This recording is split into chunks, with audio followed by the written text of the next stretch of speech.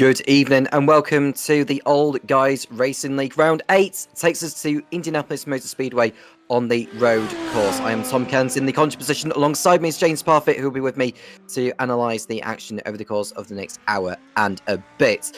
We are in qualifying right now. Drivers just getting their 3 laps in, which will determine the grid for a 55-minute race with a mandatory pit stop included. The weather has been changing here and there over the course of the practice and qualifying. For the race, we expect it to be raining, as we know, but that could obviously all change with the variable weather conditions at Indianapolis that can often throw up a spice. Let's have a look at the championship standings. We'll begin with the pro class. Brian Faluna is the one that leads the way at the present moment, albeit only by a few points over his nearest challenger. That is, we'll just look at the standings as it comes up on our screen. Bear with us one moment. Ryan Merriam, yeah. So Ryan Merriam is next behind in second position. And we'll look for...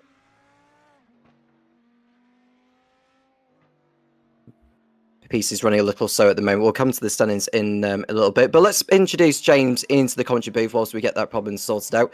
James, how are you?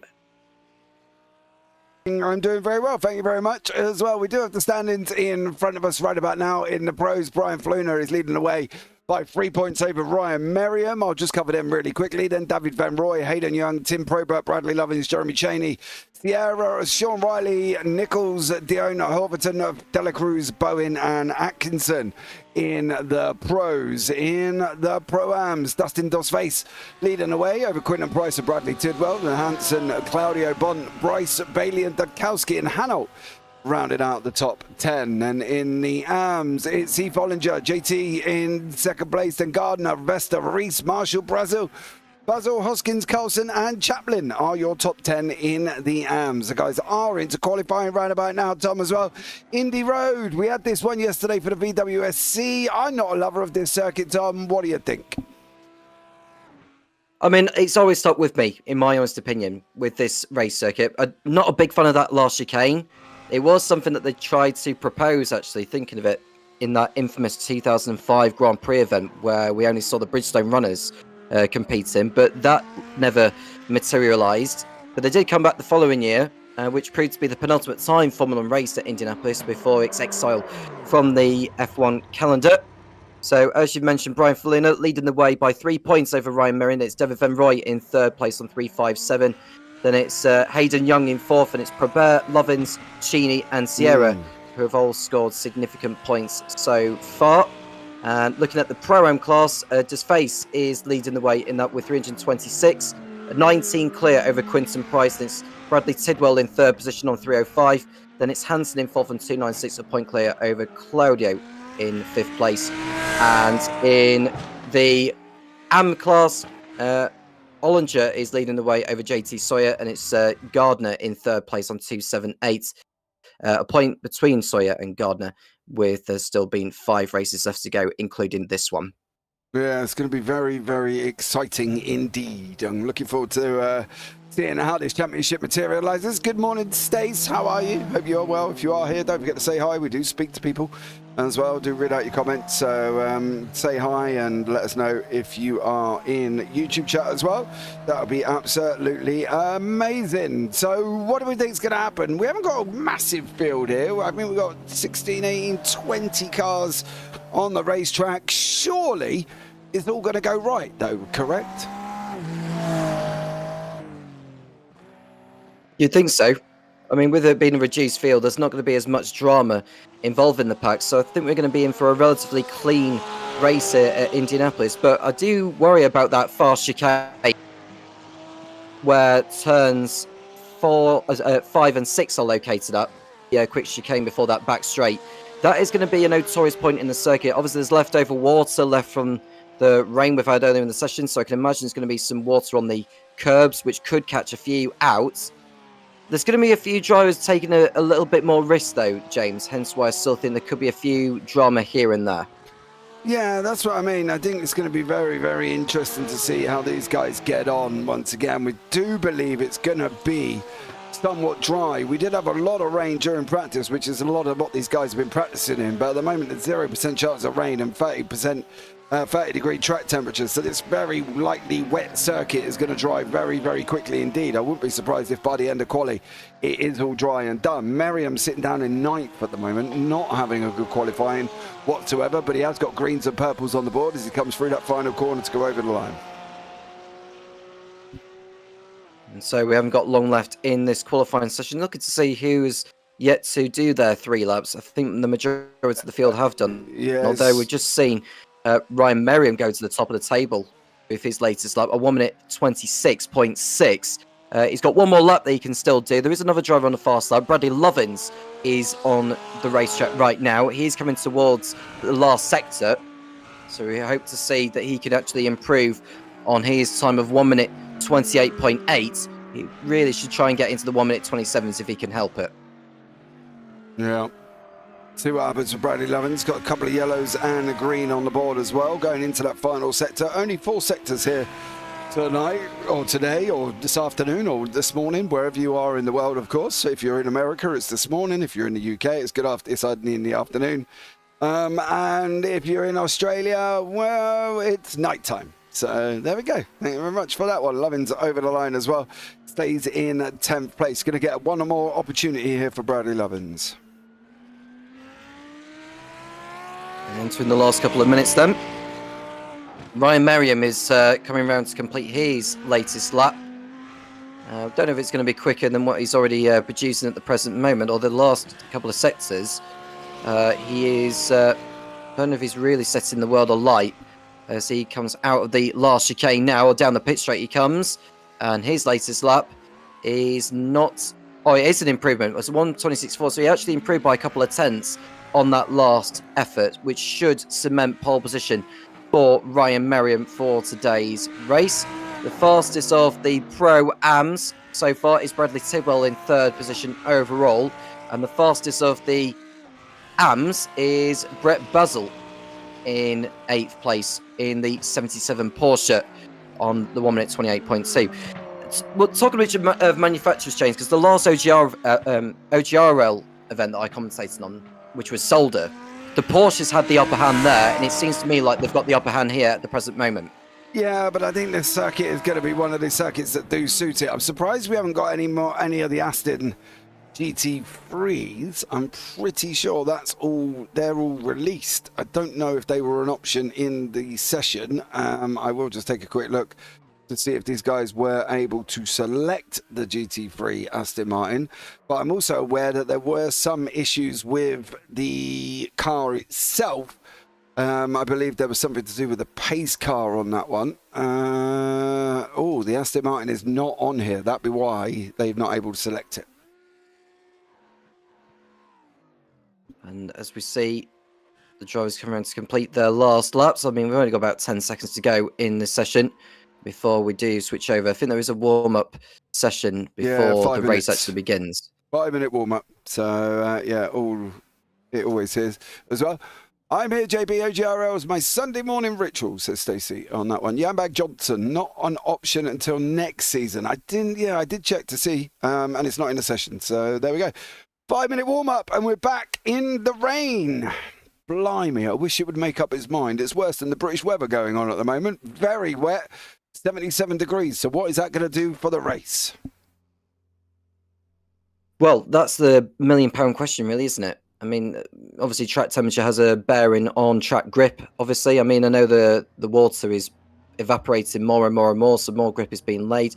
It's kind of in that greasy zone, although as we switch over to the warm-up session, we have a deluge of rain hitting the racetrack.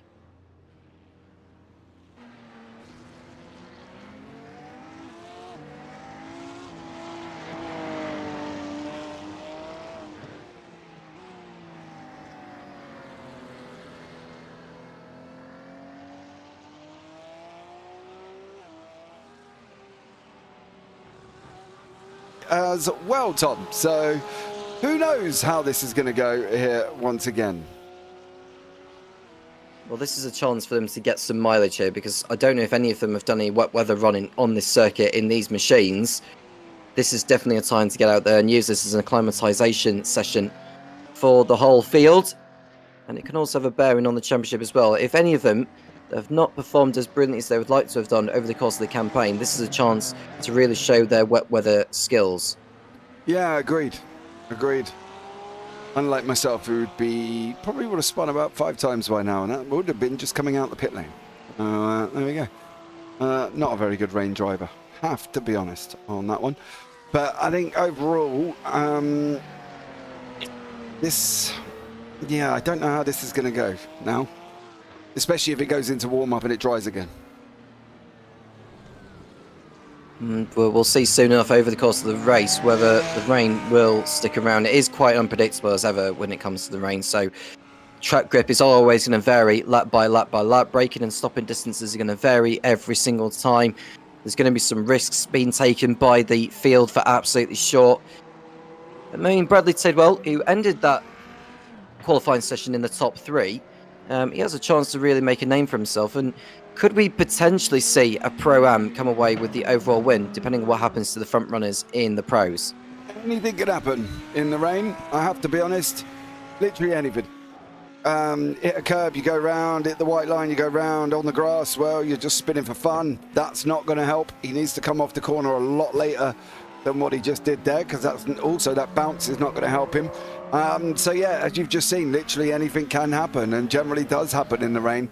It is the great equalizer, and that's the problem. So we're just continuing to see cars on circuit. We are looking at Bradley Tidwell at the present moment, who is on the racetrack as far as I know, and he's in the Lamborghini actually. So I think he's in one of two. He's one of 2 drivers that are in Lamborghinis today, and well, he's aiming. He's going to try and look at making his move up, going forward there for Bradley Tidwell. So we see how he gets on. As we said, anything can literally happen in the rain. You're just never quite sure what way he's going to come out, who's going to come out on top, who's going to come out on the bottom, who's going to be where, because everything will be hit or miss. That's going to be the thing here. So pay attention, see how you get on. Warm up, got less than a minute to go, Tom. So what do we think is going to happen in this race? Well, I reckon could be literally anything, and maybe a surprise winner.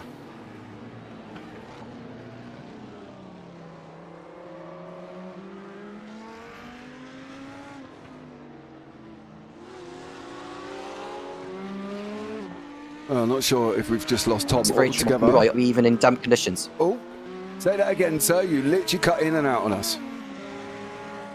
Yeah, that's fine. So I was just looking at Bradley Tidwell as he went through turns 5 and 6 and 7, and he, it was a little bit of aquaplaning as he applied the brakes towards turn 7, which is going to make for the opening laps of the race a very tricky one to find where the grip actually is, because the grip is going to vary lap by lap by lap, depending on how hard the rain is hitting the racetrack. Well, we're going to find out here, because in about 15 seconds time it's going to tell us whether or not we're staying on rain or it's going to flip over to dry again. As I said, looking at the earlier weather forecast, it didn't look good, but then the weather forecast during quali said it was going to be dry, and clearly now the weather forecast going into the warm-up, it said it's going to be raining. So we've had rain, we've had dry, we've had rain. So on that basis, Tom, it should be dry for the race. Well, that is going to be a relief for the drivers. I mean, for the viewers' point of view, we may feel a little bit disappointed about that, because we wanted to see a wet race and see what these drivers are very much made of. But it looks like it could well end up going in favour of the drivers as we switch over to the race in a second. And there is the grid. So Ryan Merriam on pole position with Hayden Young alongside. And it's Bradley Tidwell in 3rd place alongside Jeremy Cheney. Then it's Dustin Dos Weiss and Cody Bonte in 5th and 6th. Adam Hansen and Brett Basil, who is the highest of the AMs, in 8th position. David Renroy and Bradley Lovins ran out the top 10, followed by Parnell Hanel and Heath Ollinger on row 6. There's Alex Claudio and Brian Dukowski on row 7, Jim Sawyer and Scott Carlson in 15th and 16th. Then it's Tim Probert and Javier Sierra in 17th and 18th. Then at the back in 19th and 20th positions, they are Merciak and Nick Marshall.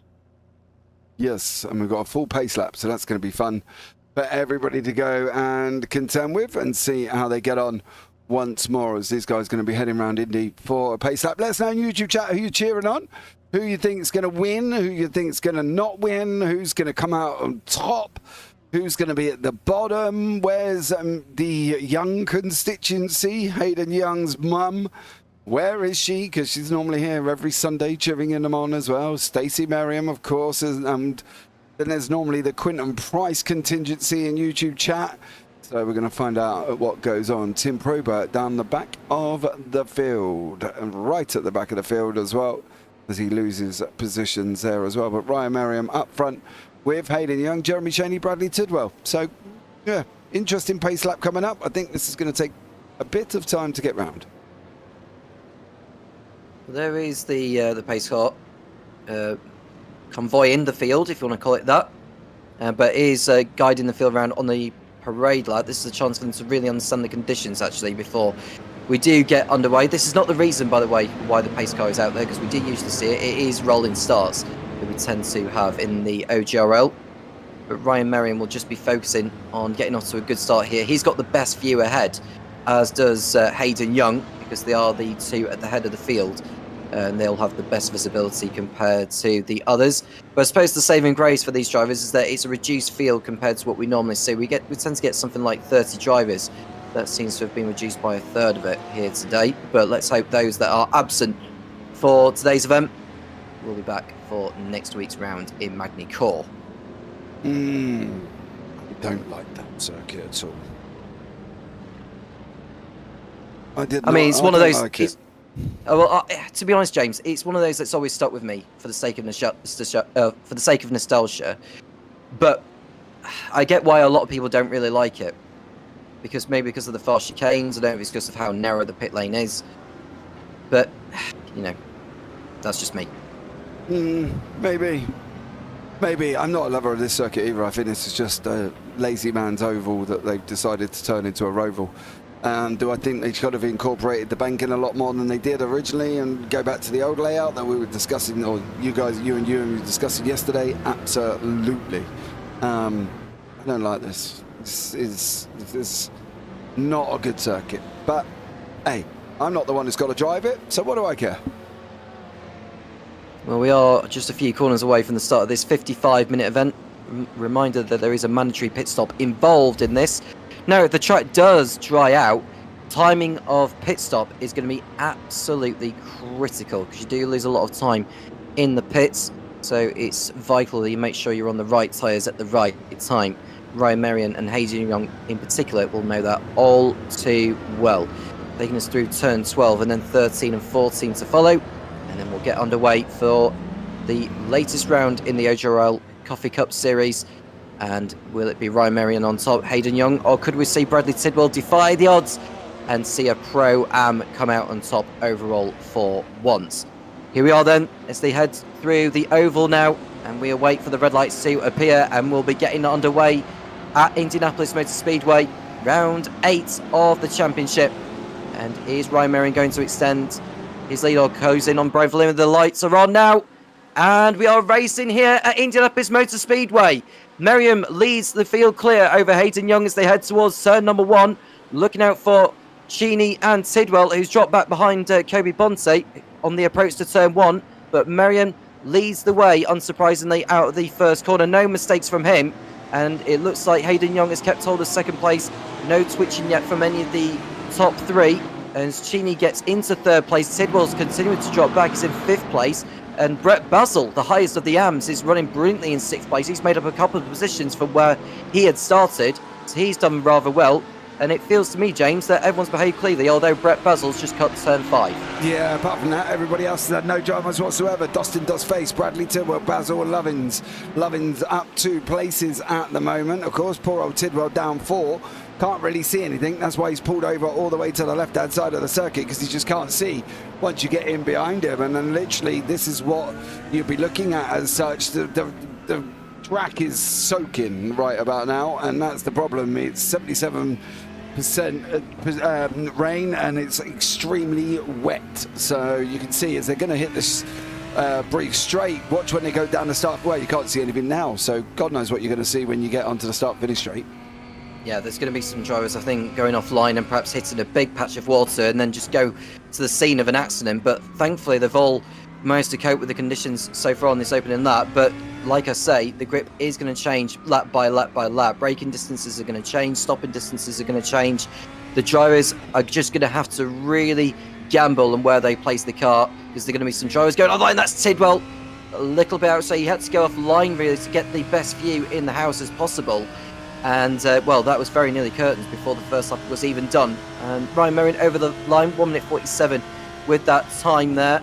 And the lap times will come down in due course. But Bradley Lovins, who's in 7th place ahead of Tidwell, has got Brad Basil, who is beginning to struggle now. We saw him cut turn 5. He's gone through turn 1 a little too deep, but is just able to hold on ahead of Lovins as they come through turns 3 and 4. 1 second is the gap between Merriam and Young. But I don't think Young will mind that too much at this point. I think visibility is the priority at this point, as opposed to trying to close down the gap on the car ahead. Oh, yeah, look at what you can see. You know, we're quite lucky we're out of draft at the moment. Nick Marshall's had some dramas. Dudkowski's been off track as well. Scotty Carlson's just had some problems, but you can't see a lot here. You know, the likes of Adam Hansen, David Van Roy, everybody's pulling out, trying to find something, and that's the problem. They just cannot find anything. Dustin Duspace, he's wrapped up literally behind the back end of Cody Bont. He's trying to try a different line and follow the dry line as much as possible. And, well, that's what we see when we're wrapped in behind him. Absolutely nothing.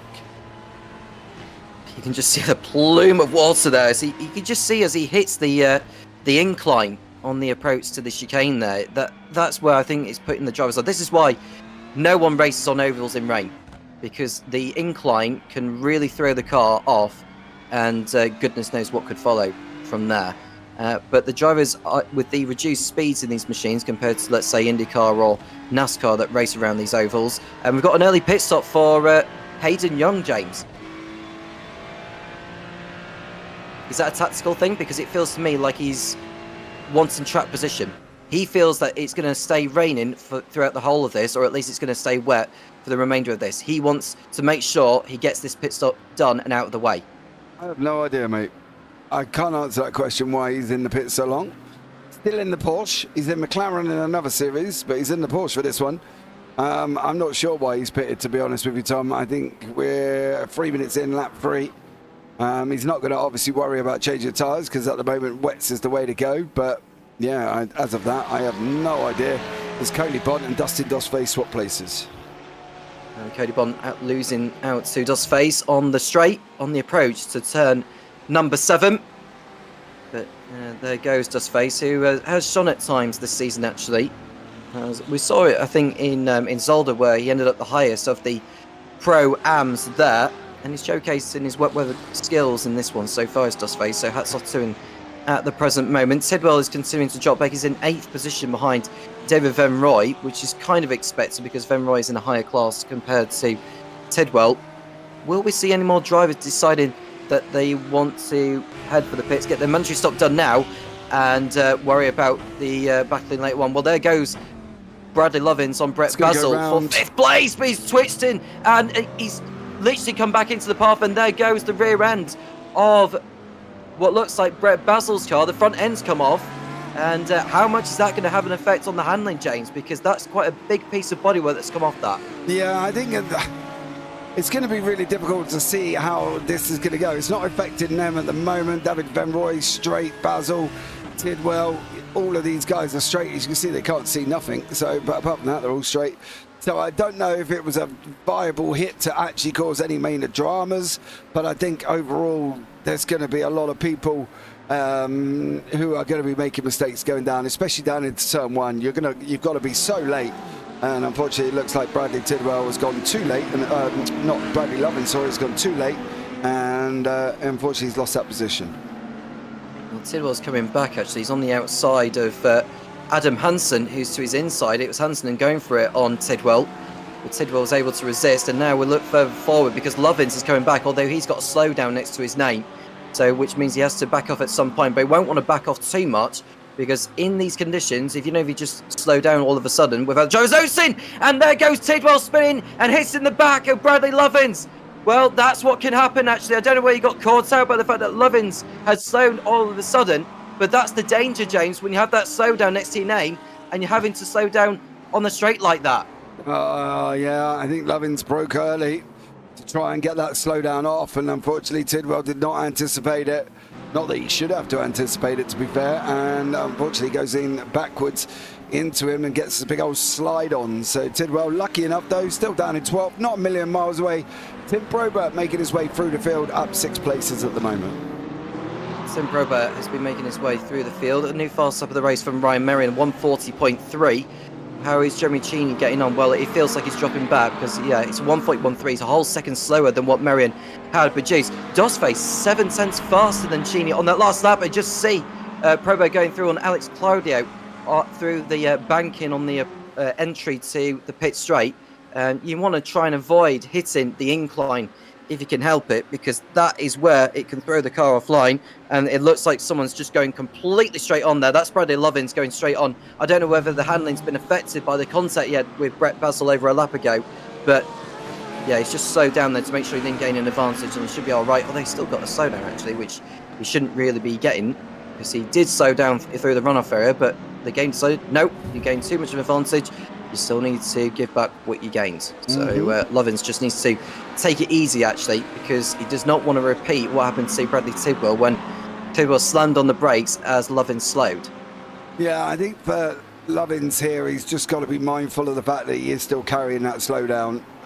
Just get it stopped, get it off, to be honest, because you have got Tim Probert in behind you. It's going to be quite a hefty one here, due to the fact of how much track he actually cut, and the game will give it to him until he gets.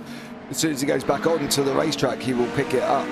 So that is obviously a little bit of a problem for Bradley Lovins, struggling in the rain down in 9th at the moment. But as per normal, we've got Ryan Merriam out in front. Brian Dukowski not having a good time in that Corvette in this rain.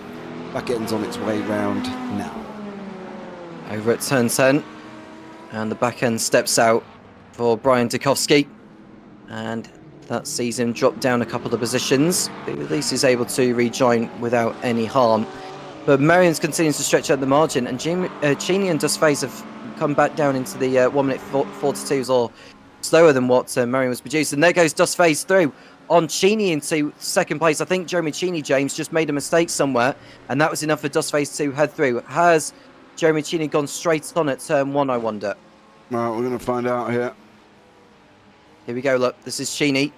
And yeah, I think he focused more on Dusface behind him rather than his own driving, which is very often that you see.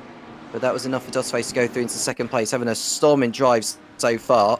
Bradley Lovins, who has had trouble in this.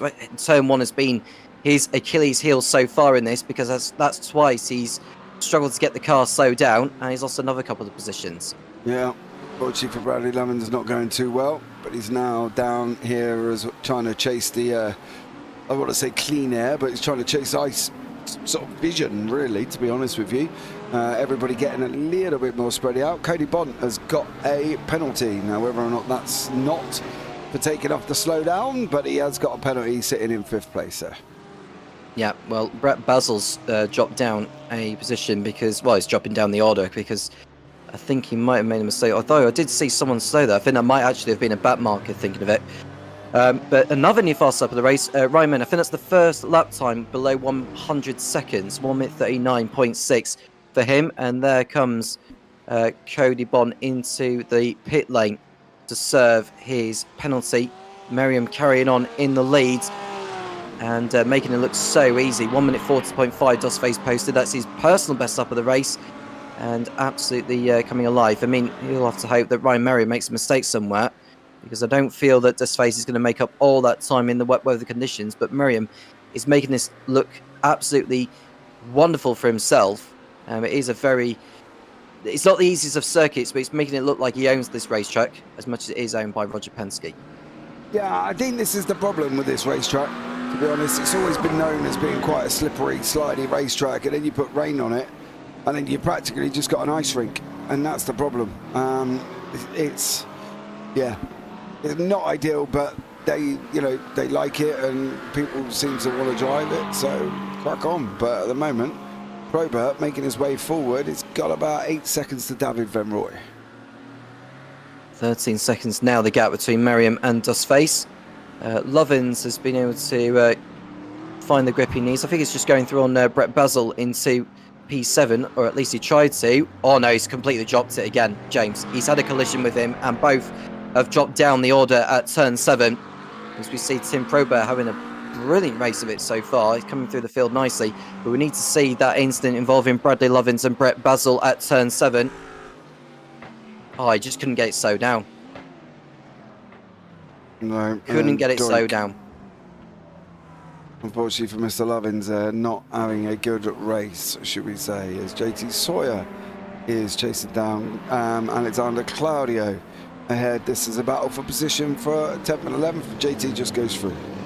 Yeah, I was worried as to whether he'll get that car slowed down, but he has done actually. He used the curb to just allow the car to filter through turn number 12, and that's him through for position. Jeremy Cheney is continuing to drop back from Dustin Dustface, and he's now 5 seconds off him, but at least he's 8 seconds clear over David Van Roy, who's one of those going for the championship. And just a reminder of the pro standings whilst this race is continuing to develop. Brian Faluna, who is not here today, his lead is about to be wiped out actually by Ryan Merriam, but there are a couple of drop scores to bear in mind, so Faluna can actually use this round as one of his drop scores, so the championship will still be very much alive as we head towards the business end of the campaign. Yeah, not long to go, have we? And that's the thing here at the moment, and it's going to be who's going to be able to get the breaks in points. Pros are still very, very close together. Pro-Ams, not so much. There's 19 points between Price and Dosface. And then Heath Ollinger has got another, 16 points, 15 points between him and JT. So a couple of these are fairly comfortable, Dustin Dustface and Heath Ollinger, but others in the pros are a little bit more close together. There is Heath Ollinger, who's running the highest of the AMs right now. Another new fast lap of the race, but it's not from Ryan Merriam, it's from Dustin Dustface. 1 minute 39.1 that time around for Dustin Dustface. Compared to what Merriam did, was a 1:39.5, which I think he briefly held the fast lap of the race. In fact, they are identical lap times, James. They've actually got identical best lap times. 1 minute 39.158 for Merriam, 1:39.158 for Dustin Dustface. Yeah, great run from Dustface, who is doing a stunning run in second place. Seems to be really comfortable in the rain. JT a little bit further back, having a go with Javier Sierra, with Brian Dudkowski in behind it, and then you got Hayden Young trying to make his way through the field as well, obviously pitted early, and he's got Brett Basil in front of him. And Hayden Young's pace is going to be one to look out for, absolutely, as JT Sawyer has gone off the circuit at turn 1. It looks like he just twitched as he applied the brakes. The rain is continuing to pour down here at Indianapolis Motor Speedway. Bradley Lovins and Bradley Tidwell seem to have changed positions in the field as well. Dustface, as he closes in, or gradually closes in on Ryan Merriam. It was about 13 seconds, but it feels like it's come down by a few tenths on this lap. Nick Marshall is the latest to pick up a penalty, presumably didn't quite slow down when he needed to, and it looks like Hanel has also been given a slowdown. Marcinek has been, well, he's come into the pits for his mandatory stop now. And if I was talking about Dustface earlier, James, just this moment, but it feels like in the last sector he's dropped to second, so that is him dropping back. Jeremy Cheney with his best lap of the race so far, only 1 minute 41.2 though. I would have thought it'd been in the 1 minute 40s at least by now for Jeremy Cheney. But he is still trying to find an understanding of the conditions. Fastest up of the race from Tim Probert, 1:39 dead. Yeah, Probert flying along like he normally does here as well. We've got we've got 40 minutes to go, and Hayden Young still fighting his way back through the field with Basil Dukowski in front of him. Of course, stopped early. Ryan Merriam 14.5 seconds out in front. Cheney in behind that. and then Dustin Doss Face separating them two, of course. But yeah, I think Tim Probert's going to be looking to try and make as much forward motion as possible, and he's going to do a great job in the process. As Dukowski's under pressure from Basil. Basil's got it too deep. Young's going to say thank you very much. Yeah, he needs to be careful rejoining the racer like that. Does Brett Basil has got Hayden Young right behind, doesn't leave him room. He should have left him room there, Brett Basil, because Hayden Young was within a car's length alongside. And that was just a lack of awareness, really, I think, from Brett Basil. I know he didn't want to give up the position, but if he thought about it there, I don't know if he knew that Hayden Young had already pitted in, but that's basically not his race. It's not Brett Basil's race to fight with Hayden Young, because he's yet to stop in this, whereas Hayden Young has already made his stop. New fast stop of the race from Ryan Merriam, 138.7. Yeah, oh dear, that's clumsy. That's clumsy from Brett Basil on Hayden Young. Yeah, Basil and Young going side by side. Not ideal scenario. You see JT in behind that one, of course, as well, as these guys are scrapping it out further down. This is for 13th, 14th, 15th overall. Marcinek has rejoined the circuit. Nick Marshall, the latest to come in for his pit stop. Cody Bond, who had to serve a penalty earlier, presumably for track limits, is now in 18th position, although he will still have his mandatory stop to do. But Hayden Young won't be too best pleased with Basil's driving standards, the way he just barsed him out the way through turn 7. But he will have to just try and keep up with him, keep his cool, and hope another opportunity will come around. 16 seconds now the margin between Ryan Merriam and Dustin Doss Face on lap number 11. Now approaching 18 minutes of this race being done, as we're around about a third of the way through. But we won't be too far away from seeing leaders having to pit in. It looks like Hayden Young's just allowed JT Sawyer to go through. It looked like he felt like it was just best not to fight with him there. I don't know if he's taken some damage, James, from the contact he had with Brett Basil at turn 7, because it was quite a big amount of contact. As Bradley Tidwell, we see through turn 3, what has he managed to do here? Has he caught a patch of water? He's caught the curb, most certainly on the approach to turn 4, and that is what has contributed to his spin. Yeah, and unfortunately it didn't go well. Either Marcinek has also had his own little dramas. Actually, that started back here, to be blatantly honest with you. As he's going to catch, well, he's on the curb there. That's never a good idea. Then he's going to run it wide. On the grass. Completely offline. Yeah. Offline. Yeah, he took a very tight line into that corner there, and that was the reason why he went wide. Jeremy Cheney has come into the pits now from 3rd place. He's had enough of sitting behind or being where he was. And we just saw Hayden Young go through there, and it looks like Javier Sierra has picked up an enormous amount of damage, and someone's spun. That's going to collect the... Oh, dearie me. JT, I don't even know if there was a lot he could do about that. I have to be honest, I've got to give JT a little bit of comfort. I think once he starts sliding here, it's just game over. He's hit the grass, hit the curb. He's caught the curb. Yeah, he's got no control. Absolutely no control. And all JT can do is say sorry and move on. But there's a couple of people here. Xavier Sierra with a meatball, Marshall with a penalty, Marcinek with a penalty as well. Tim Probert is finding himself up behind David Venroy. Yeah. I have to say, Brian Dukowski did very well to avoid JT Sawyer spinning off like that, because it did look like it was going to take him with him, but he just saw it and remained out of the way there. So hats off to Dukowski for not getting involved. And Tim Probert, who's continuing to thrive in these conditions, has got David Venroy ahead of him for position. There's a chance actually that Tim Probert could finish on the podium if he can help it. Round the outside of David Venroy, and Venroy doesn't even fight it, allows him to go through. Yeah, well, that's the thing. If you ain't got the pace, there's no point. Try and complete the race, get as many points as you can, and that's about all you need to do from David Venroy. I think Venroy played that smartly. He knew Probert was quicker in the rain. Venroy needs the points for the championship. Probert's a little bit further back. So at the moment, David Venroy isn't really fighting Tim Probert. He's fighting Ryan Merriam and Brian Fluner. Scott Carlson, the latest to enter the pit lane. Jeremy Cheney's picked up a penalty though, James, and I think that'll be for speeding in the pit lane, to my understanding, because he only just came into the pit. Lane. I think that's going to be a bit of a worrying issue for the drivers, because with it being wet conditions, obviously need to brake earlier than you would do in the dry, and he perhaps just went into the pit a little bit too quickly. That's Jeremy Cheney's hopes of a podium gone now. And it's all down to, I think Hayden Young's basically going to be the man that decides this race, because he's going through into 8th position now because Bradley Levins has come in. And it feels to me like he's the one to look out for, as we just see, oh, that's going to be contact between the number 21 and Tim Brober. It's actually coming up to lap it, isn't it? That will be, is that Nick Marshall who's just gone through? JT, I think, no, it's JT, I think, in behind that. JT's got no car at the moment, so where is Tim Probert? That's David Van Roy in behind him at this moment in time. Who behind David Van Roy?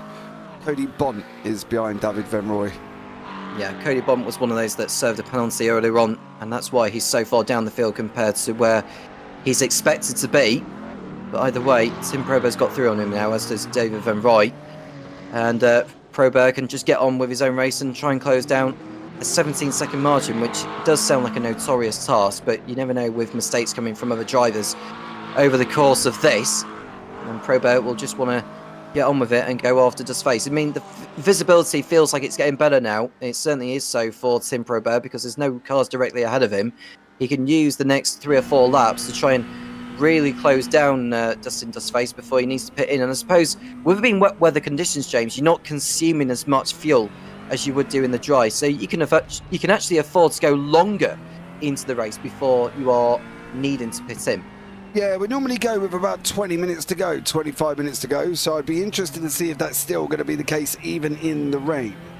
I think at the moment there's a couple of people who could possibly go longer, and I think they will go longer, so I'll be interested to see what they come out and can manage to do. But generally between about 30 to 40 minutes we started getting pit stops, so I'll be interested to see how much further these guys can take that. Right on board with Tim Probert through turns 7, 8 and 9. Now he's gradually getting the gap down on Dustin Dustface, but not really significantly. But he is pulling away from Denver Van Roy, who is now a couple of seconds off him. I think he's accepted the fact that Tim Probert is not really his race at this moment in time. And as you rightly mentioned, James, it's just about getting to the end without any dramas. Hanel has come into the pit lane. Parnell Hanel in. He'll drop back behind Jeremy Cheney, who has served his penalty now, but he is well and truly down the order. Unless he can try and do something to rescue his race, I think, you know, finishing outside the top 10 could be where he ends up. But let's see where his pace materialises compared to the others. As we see more drivers coming into the pit lane, I think that might be Hanel in, and also Marcinek, who has had to serve his penalty for whatever reason. But either way, the drivers, I think most of them, James, have got a great understanding of the conditions now. We know we said earlier on that the grip is going to change lap by lap by lap, but I think they have a rough understanding as to where the grip is and where it's not. Yeah, but there's still, the problem is where it's raining, it will evolve constantly. I think that's the thing. I don't think there's going to be a set line, you know. I don't think between, you know, Tidwell, Basil, what they've done on this corner to what they're going to do on the next one, there's going to be a different line altogether. You can see the rain on the right, the drier line starting to develop on the left-hand side. If they can follow that line, are we still raining? We are 62% precipitation, of course. So I think for now, I would try and, I think for me, I would just try and consolidate a position, try and pick up positions where you can, and this race is going to be a battle of survival. Keep the car on track. That's the same thing you've got to do. 1:37.7 for Ryan Merriam. That's the fastest up of the race so far. Where does Dustin Dustface compare to him as we see him go over the line? We've got Jeremy Cheney now back in the pit lane, and he's got damage, James. Dustface has done 1:38.6. That's nearly a whole second slower than what Ryan Merriam's produced, even though it is the personal best up of the race for Dustin Dustface. The track is very much evolving. But I want to see what happened to Jeremy Cheney, because he's now back in the pit lane. It feels like he's had a crash somewhere, and it does not feel like he's going to come back onto the circuit. He has had an absolutely lacklustre of a race today, has Jeremy Cheney. Tim Brober was quicker than Dustface on that previous lap, and we're going to see why Jeremy Cheney lost it. And it's that incline. Yeah, just whacked the wall, and that completely damaged the car, and he went no further. Yeah, absolutely, and that was the end of Jeremy Cheney straight back into pit lane. I think there's probably going to be a couple of people that might end up calling this a day, to be honest, but Ryan Merriam lapping up behind Brian Dudkowski. It's almost like the drivers are standing still the moment he's going past these cars. Ryan Merriam, he is making the most of it. That's Brian Dudkowski, I think it is, that he's just trying to lap. He's running in P12 as they head out of the last corner. And Brian Merriam, nearly 27 laps into this one, is coming up to lap Brian Dudkowski, who's also lapping what I believe is Marchnek, who's just remaining out of the way, who's been well and truly off the pace today. I think there's a lot of learning curves for Marchnek going forward, but Tim Probert is getting the gap down slightly, just under 16 seconds to Dustin Doss face as the rain continues to pour down. It's like when they go through here every single time, James, the rain just tees down on the racetrack. We see JT Sawyer, who's without the front end on his car. How far is he going to be prepared to go before he needs to pit in for repairs? Because it is going to be a longer pit stop compared to what it would normally be without the damage needing to be repaired. Bradley Lovins has picked up another slowdown in the Lamborghini, so he needs to back off a little bit without being penalised. But you can definitely see that Ryan Merriam just knows where to place the car in all the right spots on the racetrack to turn in and when to brake. Yeah, that's the thing with the rain. You've got to make sure that you can just see what you're doing. You know, make sure that nobody can distract you. At the moment, Ryan Merriam's going right, and the car just did not want to turn then whatsoever. So that's going to be an interesting one for Merriam. He's going to have to take it easy, because as we see from Jeremy Cheney, if he goes and hits a wall, he'll end up getting himself a meatball. So he's got to be a little bit careful here for Ryan Merriam. But yeah, everybody started settling down now. I think it's going to be pit stops that will change this one up as well. I saw Merriam kiss the barrier on the entry to turn 12. I don't think that'll have too much of an effect on the handling for Merriam, but I think that might just give him the message just to back off a little bit. He's so far in the lead, he doesn't need to be pushing too hard.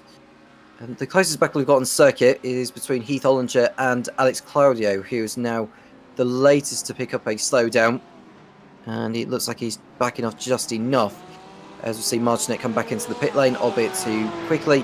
I think that'll be the indication for him to just call it a day, because he's not going to achieve anything from where he's at. He's so far behind, and yeah, there's nothing more that I need to add on top of it. Yeah, absolutely. Merriam can just cruise, really. Doesn't have to put himself in any pressure. Claudio slowly closing down on Ollinger again. Ollinger doesn't really have to fight this. Doesn't really need to fight it if he doesn't want to. So we're going to find out how Ollinger plays this. Personally, let him go. He's got a couple of, he's got a massive gap back to Basil, so let him go. Claudio running in P7, having a nice race for once for Alex Claudio. No dramas so far from him. He's third in the Pro-Am class as we enter the second half of the race. Now we've got just over 25 minutes remaining. Tim Probert is the next to get a slowdown to his name. But it's been an enjoyable race so far, I have to say. I mean, I've perhaps maybe enjoyed it to maybe how some people have enjoyed this, but it is certainly a challenge for the drivers so from what we've seen. And there's a whole lot more to come. There's a lot of pit stops still to come, actually, from the leaders. And we said about Hayden Young, who made that pit stop. He's going to be one that could decide how this race turns out, but I would still expect Ryan Merriam to come away as the outright race winner. Yeah, absolutely. And he's just too far ahead, dude. You know what I mean? There's not a lot of action taking place at the moment. Claudio chasing down Ollinger. Merriam just cruising around. Dudkowski, Bond, Hanow, Carson, Cheney, Martinex, Sierra. All of these guys have had incidents, dramas. They've all been in pit lane at some point. Hayden Young trying to march his way back through the field after his early pit stop. So he's making his way back up to 8th as well. So we'll see how much further he can go. But, at the end of the day, this is all we can sit back and say for Ryan Merriam. Stacey, if you can get hold of him, just tell him to chill. He doesn't really have to rush and do anything. 1:39.2 for David Van Roy on that last lap. It's his personal best lap of the race as he closes in on Tim Probert after Probert got by him at the corner of which Claudio's just gone through, and it looks like there's a pit stop going on for Heath Ollinger because he's just ducked into pit entry, and we're going to see a pit stop for the McLaren right now. That releases Claudio. He has a little bit more visibility ahead of him, so he'll use the next few laps or so to just try and pull out a gap. I would probably say the latest we're going to see the pit stops is running about 40 to 45 minutes into this. And it's going to make for a rather intriguing end to the race as to who will have the pace and who won't. Yeah, absolutely. At the moment, it's just going to be seeing who's going to be able to deal with their pit stops, come out and deal with it. You know, Pernell, Hanau and Dudkowski racing for position at the moment here as well. And seeing how these guys get on, you can see Hanau's all the way to the left, Dudkowski all the way to the right, because if they're going behind each other, they can't see absolutely nothing as they're going down into the left-hander now. Hanau has just passed Dudkowski. Hayden Young tucked in behind Claudio. Does look like Scotty Carson's also continues to have issues. I won't compound that young man's misery, but Hayden Young cleared Claudio without any issues. And Bradley Lovins up behind JT again. And Bradley Lovins has had an eventful race so far. Dustin Dustface has posted his personal best lap on that last tour. And so we see Lovins behind Sawyer. This should be easy picking for Lovins. We know turn 7 has been his Achilles heel. I did say turn 1 earlier, but you could throw turn 7 in there if you wanted to. But he's got by Sawyer this time. The car does twitch as he applies the brakes, but he gets the apex right and he goes through. Yeah, absolutely, and that's a good job there from Bradley Lovins. But again, look at JT's car. It's hardly got any front end. It's going to be all over the place. It's not going to really have much control over it, and it's going to be causing him a massive problem. Claudio in pit lane now as well. But Merriam, it could be by the end of this, there could only be a few cars on the lead lap at the moment, and up to 10th. Tidwell's next up the, and he ain't exactly a million miles up the road. So for Ryan Merriam, he could lap the whole field. Well, we did commentate on the race the other day, and we saw only the top 2 remain on the lead lap. Don't think that'll happen in this one, but Ryan Merriam is storming clear, scampering off into the distance, as he so has been since the start. 1 minute 37.3.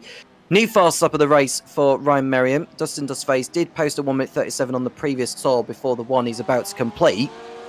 We'll see where his lap time compares to Merriam. I'd say it's going to be virtually identical, but we'll see when it goes to the line. In fact, it's quicker. 1:37.2, James. Yeah, Dustface 37.22, Merriam 37.38. But I don't think, dude, to be honest, I don't think Merriam's got anything to worry about. I think he's got this wrapped up. He can just sit and chill, crack open a drink and just sit back and poodle around. I don't think there's anything that Ryan Merriam needs to worry about. Get through traffic cleanly. Basil's not really going to cause him much of a problem. Don't give yourself any grief, because at the moment he's lapped everybody up to 8th. He's about to lap Brett Basil as he goes through turns 10 and now 11. We know Brett Basil's been involved a lot today. But he is still the highest of the AMs, is Brett. And he is a couple of places clear over Heath Ollinger, but I don't think Basil's pitted in yet. So we'll see what he decides to do in the near future. 1:37.7 for Hayden Young. Almost a lap down on the leader, but he is coming back through the field rather nicely. He'll get in front of Adam Hansen, I think, and David Van Roy. Tim Probert, not so sure. It depends on how quick the pit stop will be for Tim Probert. I doubt that he's going to catch Dustin Dustface, because Dustface is well and truly clear. I think second place is virtually secure for Dustface, providing he does not either exceed track minutes too many times or come through the pit lane too quickly. Yeah, I think you're right. Dustface has just got to do his little bit. The only one that might catch him might be Probert, but Probert's quick and all, but you can see Dustface in pit lane, Probert coming around the line of the final corner. If Probert nips into pit lane, which he doesn't, he carries on, so we will get Dustface going down pit lane. You can see the long pit lane, so slow here for Dustin Dustface as well, and Probert's already gone through and cleared the way. David Van Roy's going to clear him as well. So Dustface has just got to get this on the box, get this nailed, get fuel and get out again as quickly as possible. He's into his box now, is Dustin Dustface, but if he's not taking any new tyres... He is, he's up in the air. Right, okay, so it's going to be perhaps maybe a longer pit stop than what we've seen from others today for Dustface. He's already up in the air. You can just see his splitter off the floor there. Hayden Young is going to be coming round as well very, very shortly. And he is going to go through, is he? Hayden Young, just looking at the map. Well, there it is going to be quite close, actually, James, because Hayden Young's going at racing speed. Dustin Dustface is only just getting to racing speed. But I think Dustface is going to hold on here ahead of Hayden Young.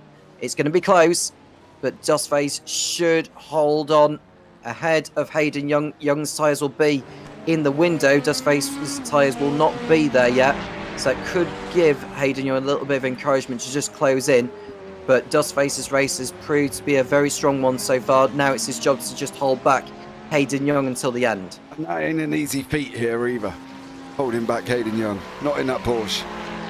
That's the thing. You know, he isn't going to be able to hold him back easily. Oh, contact! That's Brian Dukowski has been hit by Hayden Young on the approach to turn 7.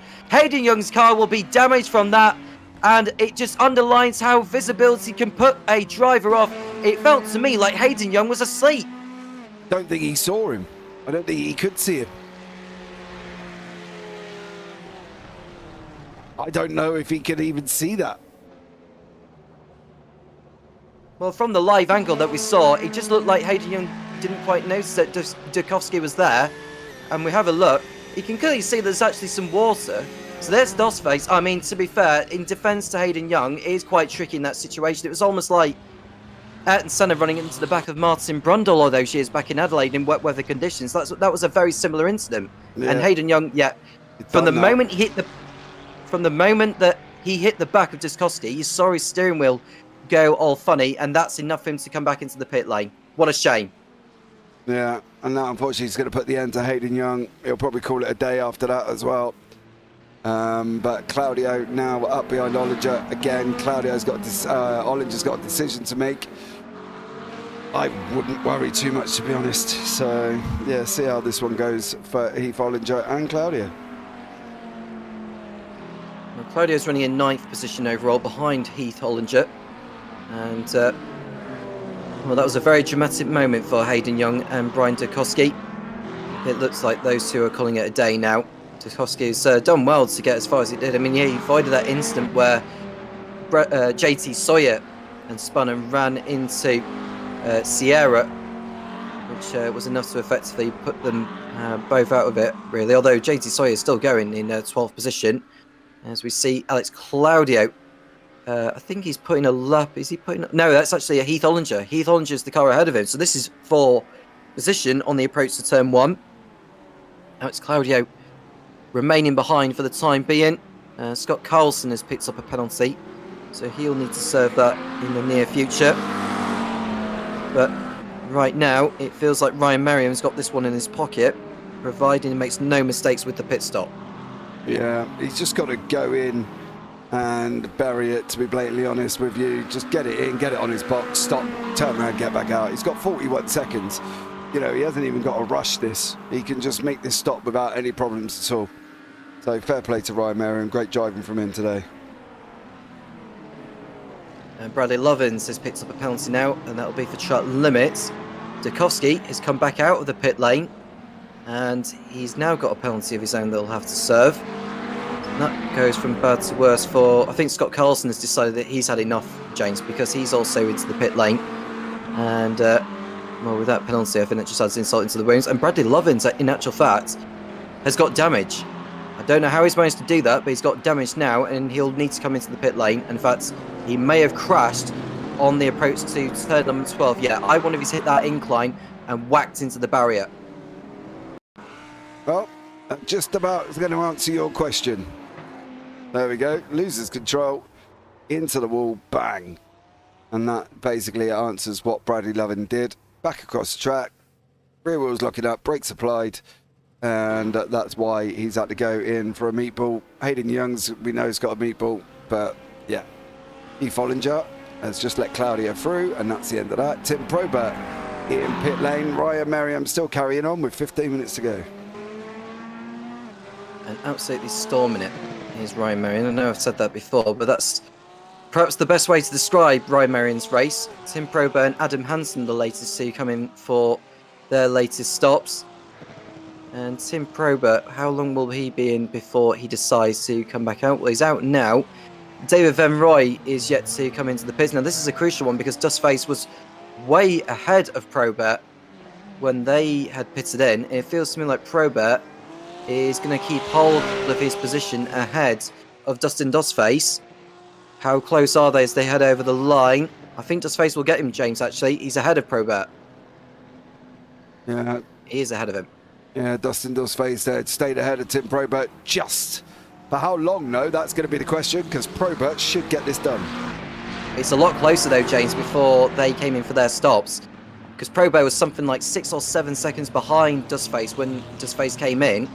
But now Probert has got a chance to try and fight it out with him. I know he doesn't necessarily like following another car in the rain, but if he's going to pull off overtakes, he's going to have to do it on the circuit somehow. Tim Probert is not... how can I put it? He doesn't shy away from overtakes if needed. So I don't think this is going to be very long if Probert does get close to Dustface before he can get this job done. He's gone through a back marker as Ryan Marion completes his stop. No dramas for him. And even though David Van Roy has yet to come in for his only stop, Ryan Marion has rejoined in the lead by a country mile. A country mile. And Van Roy will be the latest to come in for his only stop, which will allow Dustface and Probert to go through into second and third places. I do wonder though how long Van Roy will be in the pit lane for, as Probert runs wide, and that's going to allow Adam Hansen to close in a little bit, although he's quite a distance behind is Adam Hansen. Yeah, he is. It's only really Probert climbing up to the back of Dustface by 2.3 seconds. That's going to really make a difference. David Van Roy, 11 seconds. Obviously, Van Roy is not pitted. I don't think he will end up losing this position to Dustface. I think there's got to be some drama for Van Roy before he does.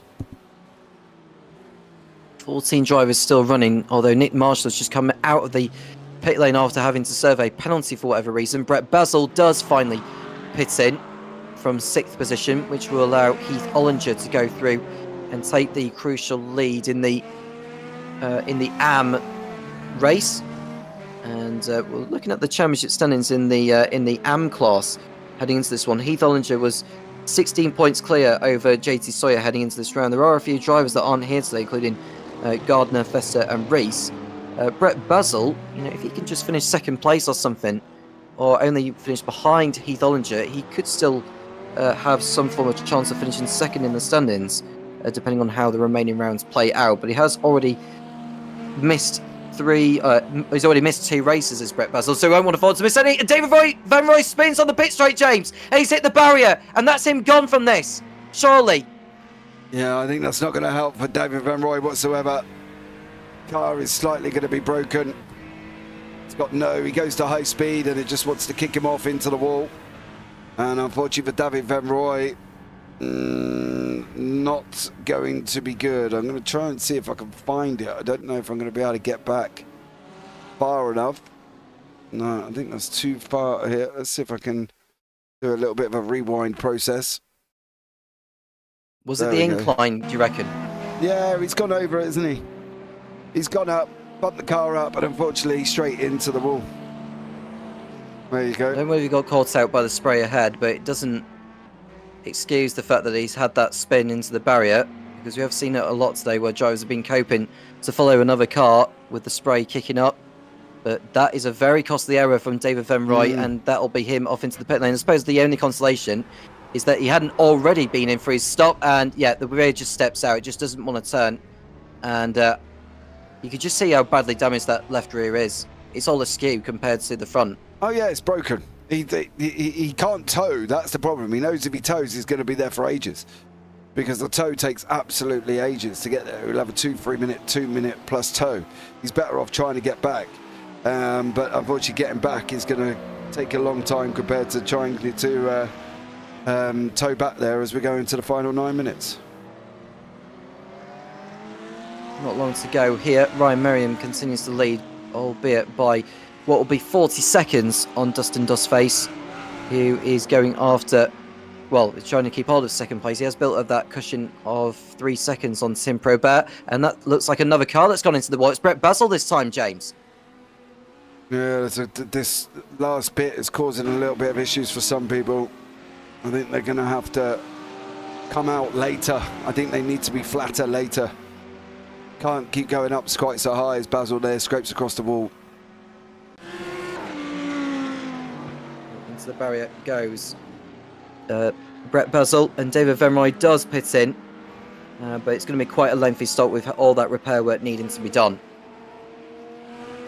Yeah, I think he should, if I'm not mistaken, have his fast repair, so he might be able to just get in, get the fast repair done and get back out again for him. But yeah, with 9 minutes to go, it's Ryan Merriam's race to lose here. And so he is close to another victory, Ryan Merriam, to add what he's already got. But this will put him into the lead of the championship with Brian Faluna not competing today. But there are the drop scores to factor in. Merriam will just focus on getting these cards to the end. Scott Carlson's got a penalty to his name. I don't think that's the first one he's had. I'm sure he's had like another one or two during the course of this. But he is continuing on. At least he's still in the race, unlike some. Bradley Lovins, Hayden Young, Jeremy Cheney, Marcinek and Sierra are all out of the race. It's a 141.0, so you could just tell that Merriam's just backing off a little bit now, because he does not need to be pushing any more than what he's already doing.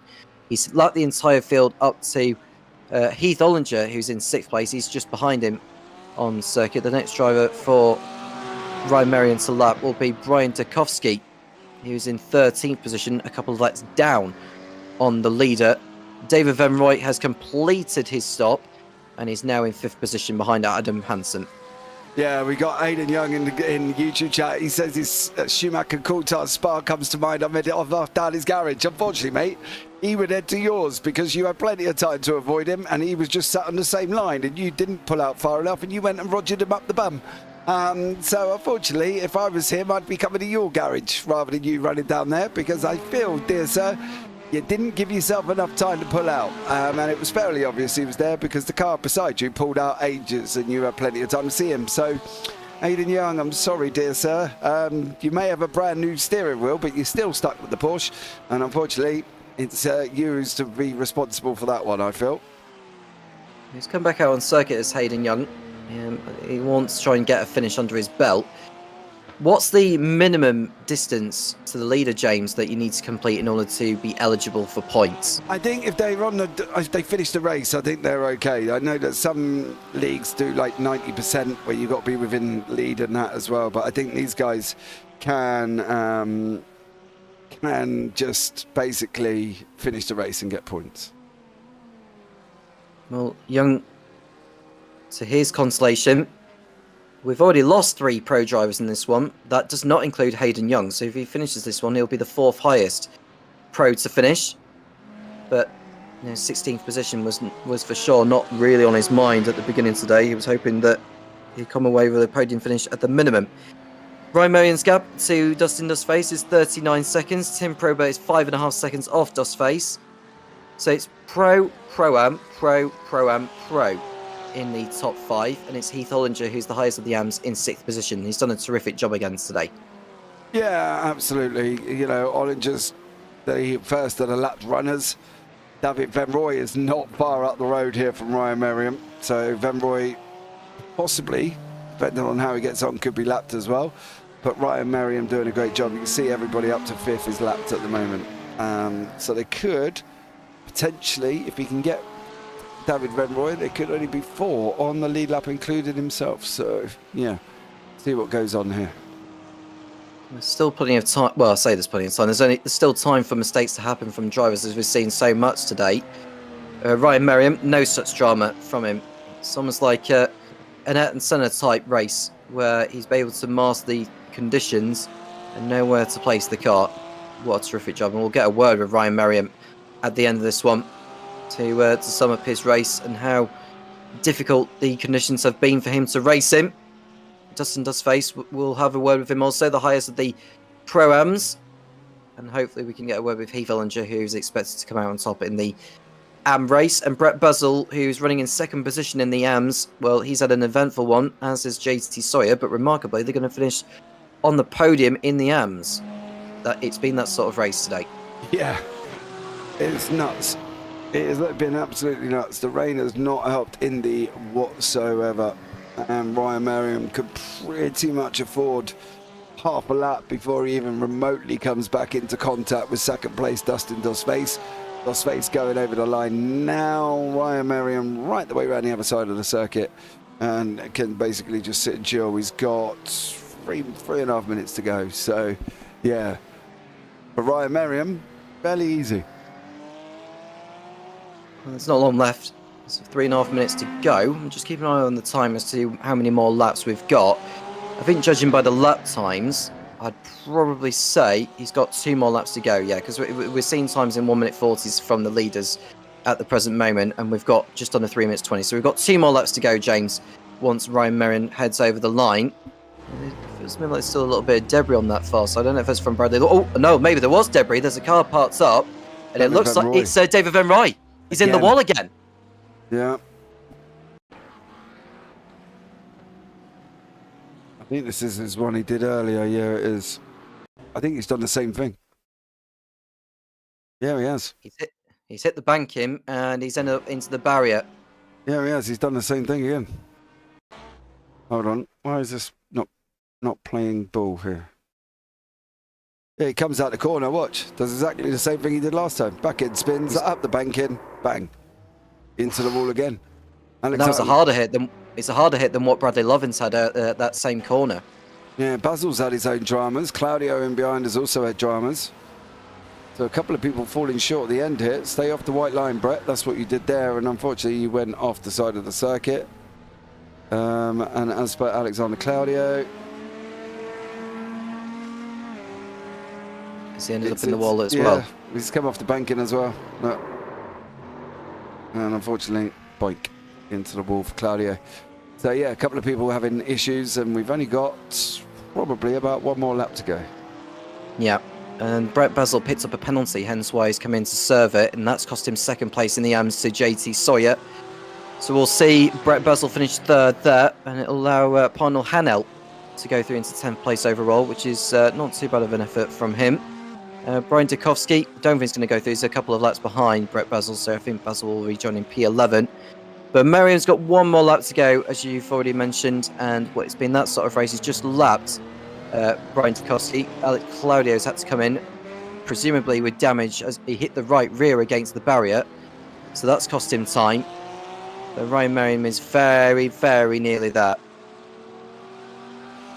Yep, he definitely is. He's just about... Yeah, final lap of the race. Brett Buzzell's got a penalty. Van Rooij's out. Lovin's out, Cheney out, Marcinek out, Sierra out, Basil's in pit lane, soon to be out. So basically, Adam Hansen is now the last one on the lead lap, and he should be able to stay ahead of Ryan Merriam when Merriam goes over the line very, very shortly. There is Ryan Merriam on his way to another win. Dustin Dustface. I think other than Merriam, I have to say Dustface has been the driver of the day. He's been superb in the wet conditions in the Pro-Ams, considering how far he's in front over his nearest Pro-Am rival, Adam Hansen. 47 seconds, the margin. That's a very, very big margin. And that's Brian Dukowski, who rounds off his day with another spin, but no damage done to the car. Merriam tiptoes his way around turn 7, does not need to push any harder. He could just have a cup of tea, basically, in these remaining corners and still come out on top. Brett Buzzell does rejoin the race in 10th position. Dukowski has picked up a penalty, actually, so that might apply to his time. But here is Ryan Merriam, who has scampered off into the distance from the start and has been hardly troubled from the rest of the pack as he heads through turns 12, 13 and 14 for the last time. It's going to be victory again for the Porsche of Ryan Merriam through the banking for the last time. And it's going to be victory at Indianapolis Motor Speedway in the Coffee Cup in the OGRL for Ryan Merriam. He sees the checkered flag, and it's another win to his campaign. Well done to Ryan Merriam. He wins out over the rest. and deservedly so. Dustin Dustface, second place, winner in the Pro-Am, again. And it's been that sort of race. Tim Probert's dropped back massively from Dustface in the last lap or two, but it's still going to be a podium finish for Tim Probert. We see the only Ferrari in the field, Dustin Dustface, come through, and it's a fine second place finish for him. Another one to add to his campaign as he heads over the line. It's a brilliant victory from Dustin. Really, really good job. And it will be Tim Probert, who's come through the field very, very nicely. Looking at where he was on the grid for Tim Probert, he started 17th, and he's going to finish on the podium overall. An amazing drive from Tim. Have you noticed in the standings, David Van Rooij takes a podium in the pros 4 laps down? It's extraordinary, that. No other pro in the top 15 at all. And David Van Rooij claims the podium, and he's 4 laps down, which is bonkers. But yeah, that's where he is at the moment. So fair play. There's a couple of more people to come over the line. Hansen, Panel Hanel, Scotty Carlson, and Nick Marshall. So yeah, who's going to be the last one? Hansen's gone over the line. Heath Ollinger's already gone over the line a lap down, but he is the winner in the AMS. Again, Heath Ollinger, who extends his lead in the AM Championship. As a result, the standings will update in due course. And what a drive from Panel Hanel to 9th position. I didn't think we saw him make any mistakes whatsoever today from Panel Hanel. But he is. I think he just lost out on the last lap, actually. He did slow down a little bit, but he has brought the car home. And that brings an end to the latest round in the Coffee Cup in the OGRL. And let's have a look at the final race result, subject to any penalties, of course. Ryan Merriam is the winner. Dustin Dustface second and winner in the Pro-Ams, followed by Tim Probert and Adam Hansen. Heath Ollinger, 5th position and winner in the AMS. Great job from him. Bradley Tidwell, 6th. Cody Bont, 7th. And it's JT Sawyer, Panel Hanel, and Brett Basil running out the top 10. Alex Claudio was 11th, followed by Brian Dukowski. And it's Scott Carlson, David Van Rooij, podium finisher in the Pro-Am, despite retiring just before the end. Nick Marshall, 15th. And it's Hayden Young, Buddy Lovins, Jeremy Cheney. And then we also lost Marcinek and Javier Sierra there. That is the race done. And before we have a word or two with the winners in their respective classes, James, that was quite some race. A lot of drama, don't you think? Yeah, I think that's the thing. But then again, it's rain. It's rain. And that's going to be the situation. I think you can't do a lot about it. Rain brings this. And at Indy, you get that, unfortunately, as well. So, yeah. Unfortunately, it is what it is, but Heath Ollinger's all lined up, ready to go. In the AMS, I'll drop him in for you. I've done it. So we'll have a word with Heath Ollinger, the winner in the AMS, and finishing 5th overall. Heath, that was quite an eventful race, don't you think? Yes, absolutely. The wet weather was it was a little more than wet. It was drenched. It was a lot of fun, but white knuckling it the whole way. Yep. And how have you found the conditions out there compared to a lot of the other races we have? Because it's been spins, and I think you were the first driver a lap down, but still to finish in 5th position with so many drivers making so many mistakes all the way through. But it felt to me like you just had none. Yeah, I tried to keep it between the navigational beacons and made it through. I didn't really see too many incidents. There was a few spin-offs that I saw, but I knew that as my place was going up the board that people must have been dropping off, and I don't know what happened to Bradley Lovings, but I saw things flying, then came by him when he was on the side there. But yeah, war of attrition, I think. And how have you found your season so far? I mean, you've been running away with it in the AMS, but I think with some of your rivals not being involved in today, it was a reduced field, thinking of it. But how does that set for the remainder of the campaign with Magny-Cours next up? Yeah, I'm looking forward to the next couple of races. I know I have to miss the last 2 of the season, so those will be my drop weeks.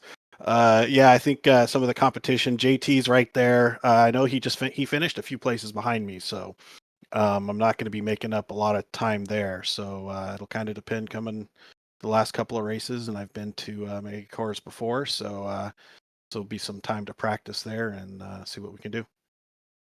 Anyone you want to shout out to, Heath, before we let you go?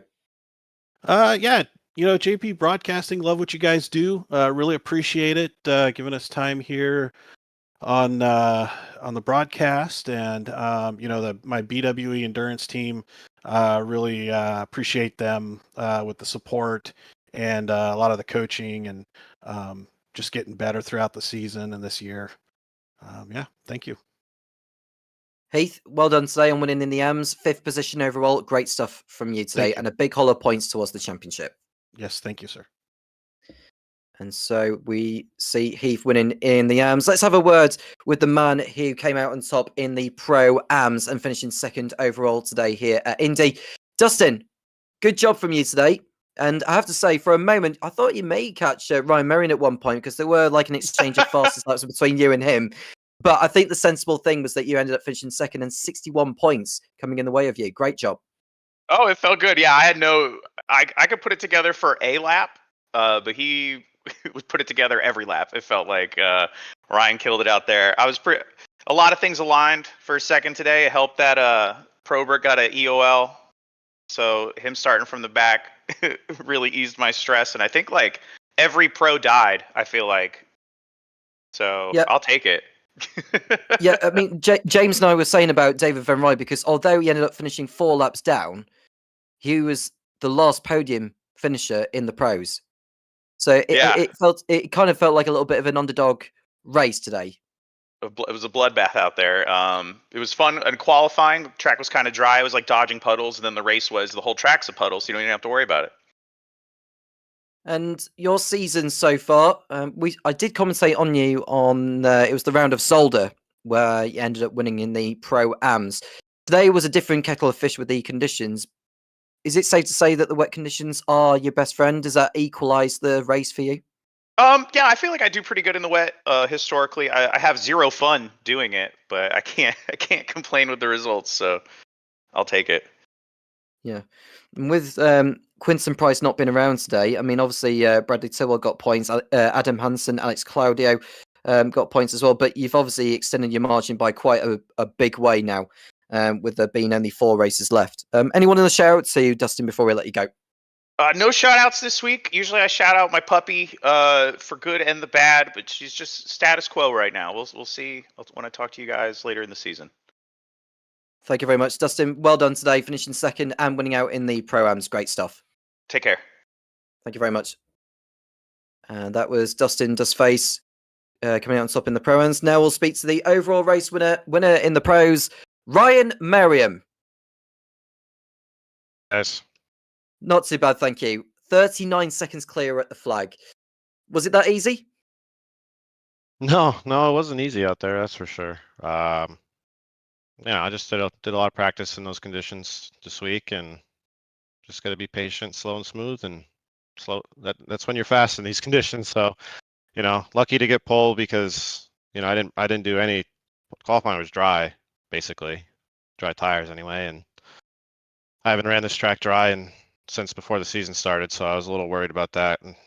But managed to do it, and then of course I could have a clear view. I couldn't imagine being one of those guys and way in the pack. You can't see anything. Brian Faluna not racing today has allowed you to take over leadership in the championship standings. He's missed a race now, like you have done, but he's still got like another drop score to come once the final standings have developed. How are you feeling going into these last 4 races? Yeah, it's a shame Brian had to miss this. It was going to end up. It was, I think he said he might end up actually missing 2, which would really kind of screw his chances at the championship. I hope that's not the case, but maybe the week off we had will make it only 1 for him. But yeah, I think it's if he only misses 1, we're going to have a real close battle. I'm looking forward to it. We're both pretty equal. It really just depends on the track most weeks, and but overall I'm feeling pretty good. Just put the practice in, and hopefully it works out. Anyone want to shout out to Ryan before we let you go? Yeah, you guys, of course. Thanks for showing up every week. I'd like to shout out Dustin and Heath. Those were some great performances. Overall standings, I think Dustin got fastest lap. So, I mean, those guys were killing it out there. He was practicing last night a little bit with Dustin, and, you know, he put the time in, it works out usually. So good for them. And of course, I'm sure Mom was watching along too. So I'll shout out her. But that's about it. That's very wonderful. Thank you very much, Ryan, and well done on winning again today here on the wet course of Indianapolis. It's been a terrific performance. Thank you, guys. I'll catch you next time. Thank you very much. And so that brings the curtain down on brings the curtain down on today's race, James. And I wonder what Magny Core is going to bring, because if it is going to end up being a wet race like it was here, goodness knows what could be in store. Yeah, I think it's going to be an interesting one to see how this one all goes on and what happens over next week. I'll be interested to see the scores coming into next week as well. So looking forward to this. Not looking forward to Magny Core, not my favourite circuit, but I'm sure some people will love it. Well, whether you love or hate this circuit, Indianapolis has put on a show in the rain for absolutely sure. Spins, drama, some brilliant on-track action, and hopefully we're going to be in for more of that in Magny Core in 7 days' time. Thank you very much for joining us. Do make sure you like and subscribe to the JP Broadcasting YouTube channel, and you can keep right up to date with all the events that have been streamed on the channel itself. And thank you, James, also for being in company with me today in the commentary booth, as always. And we'll hope to do it all again next week. I am Tom Cairns with James Parfitt, and we'll speak to you again soon when the OGRL returns.